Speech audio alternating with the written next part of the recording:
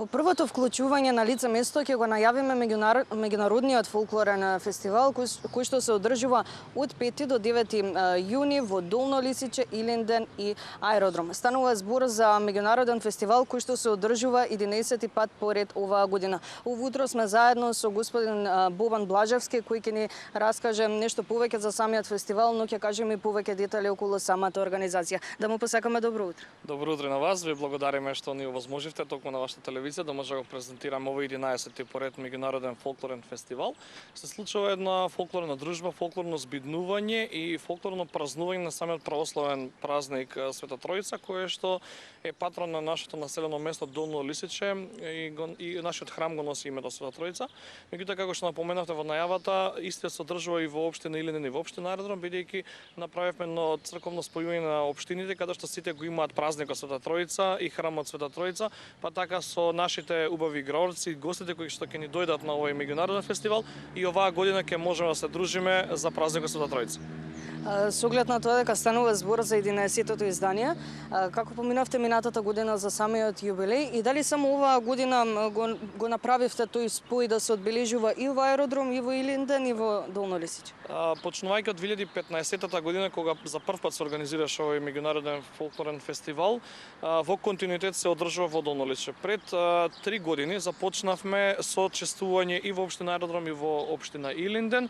Минатата година беше јубилејна, 10-то издание на меѓународниот фолклорен фестивал, каде што имавме дури од 7 држави гости, беше најмасовен, најпосетен, јубилеен, најубав, најорганизиран. Посетеноста на самата публика се забележуваше во огромен број, преку 2000 луѓе беа посетеноста на самото отварање на фестивалската бина, познатата фестивалска бина во населеното место Долно Лисиче.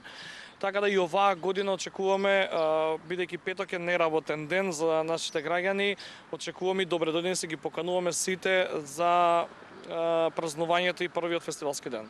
Верувам дека ќе ги има во што поголем број, со оглед на тоа дека напоменавте дека навистина е неработен ден и верувам дека многумина ќе бидат во можност, но што ќе имаат можност самите присутни да видат? Оваа година за прв пат имаме и различни држави учесници на самиот фестивал. Словенија, групата од Марибор за прв пат ни доаѓаат гости на нашиот фестивал Света Тројца, група од Романија кои исто така е за прв пат на нашиот фестивал. Тука си нашите соседи кои што редовно секоја година се учесници, група од Бугарија, група од Србија, група од Косово. Да напоменам дека и неколку македонски ансамбли кои што се од другите градови вон Скопје, како Кратово, Исти Бања Виница, Кичево ќе бидат во можност да се представат на нашиот фестивал.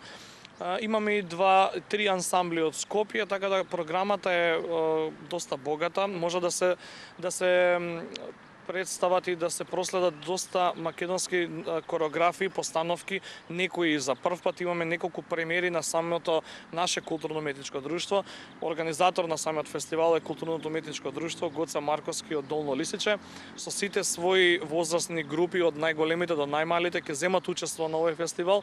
Така ете денеска со нас што се гостите од првиот ансамбл на Гоце Марковски ќе се представат премиерно со 3 кореографии: Моме Митро, Говка и водичарки и кореографијата Кумановка која што се облечени денеска во таа прекрасна носија.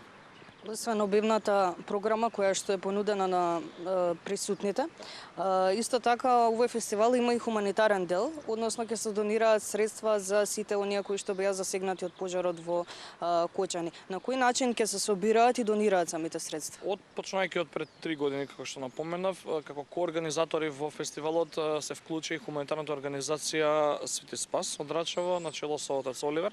И така секој фестивал не добива хуманитарен карактер. На најразличен начин ние секоја година помагаме на семејства или на деца средства што се потребни за лекување дали во Македонија, дали во странство.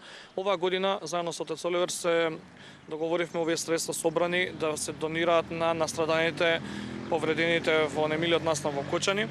Ќе бидат поставени пунктови на хуманитарната организација Свети Спас на сите 4 фестивалски денови. Четврток на отворениот амфитеатар во општина Илинден, кај Домот на култура на Илинден. Петок на фестивалската сцена во Долно Лисиче, сабота во паркот Јане Сандански во општина Аеродром и недела затворањето на фестивалот повторно во Долно Лисиче на фестивалската бина. Секоја година се поставуваат штандови со волонтерите од хуманитарната организација, сите граѓани кои што ќе бидат присутни ќе биде убав гест да донираат во чест на страданите во Кочани, меѓутоа фестивалот е отворен за сите, бесплатен е, на отворено е, ќе биде секој колку што ќе биде во можност, колку што ќе може да донира, и во чест на празникот Света Тројца, меѓутоа и за фестивалот да добие хуманитарен, што поголем карактер од хумани размери. Ви благодарам многу за одвоеното време, навистина ми беше драго што имавме можност да појасниме се токму за овој фестивал. Ви благодарам и вас за можноста да се презентирам. Благодарам уште еднаш. Се надевам дека го привлековме вашето внимание, верувам дека ќе бидеме што во поголем дел присутни на меѓународниот фолклорен фестивал кој што се одржува од 5 до 9 јуни во Долно Лисиче, Аеродром и Илинден. Исто така убаво е да се присуствува со оглед на тоа дека овој фестивал ќе има и хуманитарен аспект, односно ќе бидат поставени донаторски кутии каде што секој кој што е во можност ќе има можност да остави средства колку што може и да помогне на ситуација засегнати од пожарот кој што се случи во Кочани.